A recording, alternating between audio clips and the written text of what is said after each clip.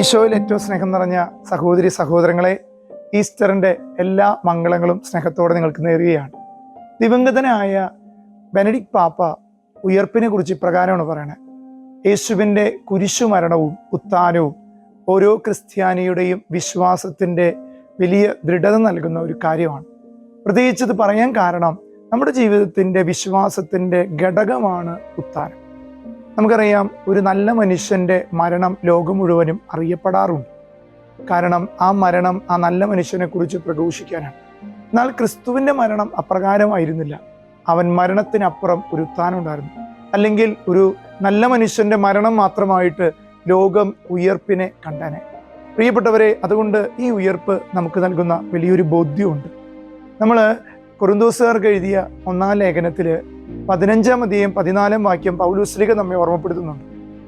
ഉത്ഥാനത്തെക്കുറിച്ച് പ്രസംഗിക്കുന്നത്, അതുപോലെ ഉത്ഥാനത്തിലുള്ള വിശ്വാസവും നമ്മൾക്ക് പ്രഘോഷിക്കാൻ ഉയർപ്പ് വലിയ കാരണമാണ്.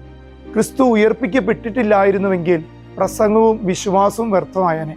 പ്രിയപ്പെട്ടവരെ, നമ്മുടെ വിശ്വാസത്തിൻ്റെ അടിസ്ഥാനത്തിൻ്റെ തിരുനാളാണ് ഇന്ന് നമ്മൾ ആഘോഷിക്കുന്നത്.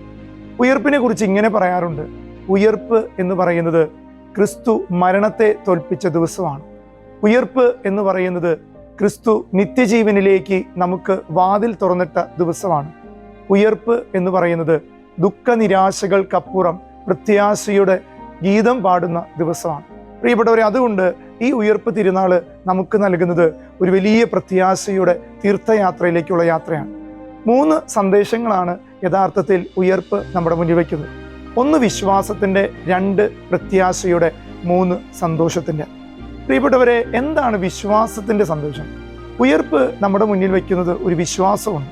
കാരണം ഒരു ദുഃഖവെള്ളിക്കപ്പുറം ഒരു ഉയർപ്പ് നൽകുമ്പോൾ, പ്രത്യേകിച്ച് നമ്മുടെ ജീവിതത്തിൽ വിശ്വാസത്തെ ചോദ്യം ചെയ്യുന്ന കാലഘട്ടമാണിന്ന്. പ്രിയപ്പെട്ടവരെ, നമുക്കറിയാം, കർത്താവിൻ്റെ മരണം ജീവിതം മുഴുവൻ കൊടുത്തവർക്ക് കിട്ടിയ ഒരു പ്രത്യാശയാണ്. ആരെങ്കിലും ക്രിസ്തുവിൽ ജീവിക്കുന്നുവോ അവർ തീർച്ചയായിട്ടും അവരുടെ ജീവിതത്തിൽ ഉത്ഥാനമെന്ന പ്രത്യാശ കിട്ടും.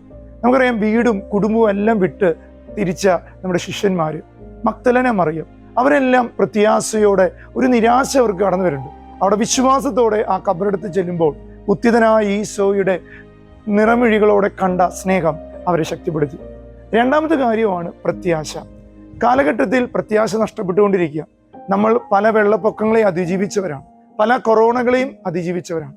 പ്രിയപ്പെട്ടവരെ, ഈ പ്രത്യാശ ദൈവം തരുന്നുണ്ട്.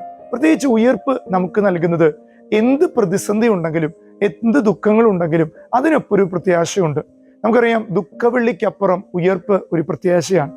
ഓരോ ഇരുളിനും അപ്പുറം ഒരു പ്രകാശമുണ്ട്. പ്രിയപ്പെട്ടവരെ, അതുകൊണ്ട് ഉയർപ്പ് നമുക്ക് നൽകുന്നത് ഈ കാലഘട്ടങ്ങളിലെ പ്രതിസന്ധികളെ കടന്ന് ഉയർപ്പിന്റെ ജീവിതത്തിലേക്ക് നടക്കുക. 3ാമത്തെ കാര്യമാണ് സന്തോഷം. പ്രിയപ്പെട്ടവർ, ഈശോ പ്രത്യക്ഷപ്പെട്ടിട്ട് ഉയർപ്പിന് ശേഷം എപ്പോഴെല്ലാം പ്രത്യക്ഷപ്പെട്ടിട്ടുണ്ട് 2 കാര്യമാണ് അവർ ഓർമ്മപ്പെടുത്തിയത്. 1, സന്തോഷിക്കുക. 2, സമാധാനം നിങ്ങളോട് കൂടെ ഉണ്ടാകട്ടെ.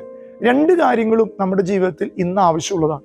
പ്രിയപ്പെട്ടവരെ, ഉയർപ്പ് നമുക്ക് നൽകുന്നത് ഒരു സന്തോഷമാണ്, ജീവിതത്തിൽ നിലനിൽപ്പുള്ള ഒരു സന്തോഷം. മറ്റൊന്ന് സമാധാനമാണ്. ശരിക്കും നമ്മുടെയും കുടുംബജീവിതത്തിൽ, സഭാ ജീവിതത്തിൽ സമാധാനം ഉണ്ടെങ്കിൽ അവിടെ സന്തോഷമുണ്ട്. പ്രിയപ്പെട്ടവരെ, ഈ ഉയർപ്പ് തിരുനാള്, ഈ പ്രത്യാശയുടെ തീർത്ഥയാത്രയിൽ ഒരു പൂർണ്ണ ദണ്ഡവിമോചനം സ്വീകരിച്ചുകൊണ്ട് ഈ പ്രത്യാശയുടെ തീർത്ഥയാത്രയിൽ ഉയർപ്പ് നിങ്ങളെ സഹായിക്കട്ടെ. ഉത്തിതനായ ഈശോയുടെ മഹത്വപൂർണമായ കൃപ നിങ്ങളുടെ എല്ലാവരുടെയും കൂടെ ഉണ്ടാകട്ടെ എന്ന് പ്രാർത്ഥിക്കുന്നു. ഈശോ എല്ലാവരെയും സമൃദ്ധമായി ഉയർപ്പ് തിരുനാളിൽ അനുഗ്രഹിക്കട്ടെ. നമ്മുടെ കർത്താവ് ഈശോ മിശിഹായുടെ കൃപയും പിതാവായ ദൈവത്തിൻ്റെ സ്നേഹവും പരിശുദ്ധാത്മാവിൻ്റെ സഹവാസവും നാം എല്ലാവരുടെയും കൂടി ഉണ്ടായിരിക്കട്ടെ, ഇപ്പോഴും എപ്പോഴും എന്നേക്കും. ആമേൻ.